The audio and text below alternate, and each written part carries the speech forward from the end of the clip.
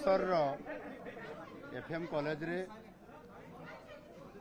जो घटना घटी जो छात्री आत्माहुति देवाई जो उद्यम करिसेथिरे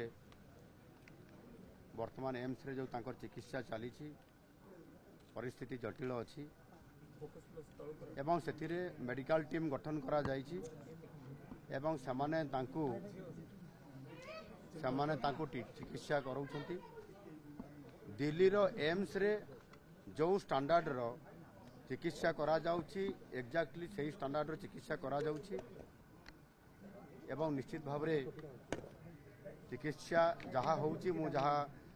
डाक्तर टीम सहित आलोचना करली सेथिरे समान संपूर्ण भाव रे चिकित्सा ठीक भाव रे करूछंती एवं आज मध्य आगामी 24 घंटा पेशेंट पाई गुरुत्वपूर्ण समय अछि एवं सेथिपाई दिल्ली एम्स रो जो टीम अछंती से एम्स रो टीम सहित मध्य आज एक समाने ऑनलाइन रे वर्चुअल मोड रे मीटिंग करिवे। एम्स रो दिल्ली रो जो माने मुखिया अछंती तांकर परामर्श नेबे एवं समान दिल्ली रे जो चिकित्सा सही चिकित्सा भुवनेश्वर एम्स रे मध्य हबो एवं आगामी दिन में जहाँ पदक्षेप नेबा कथा 24 घंटा भितर सामने नेबे सरकार तरफरु एम्स तरफरु एवं तांकर झीर पिता माता बापा माँ एवं तांको भाई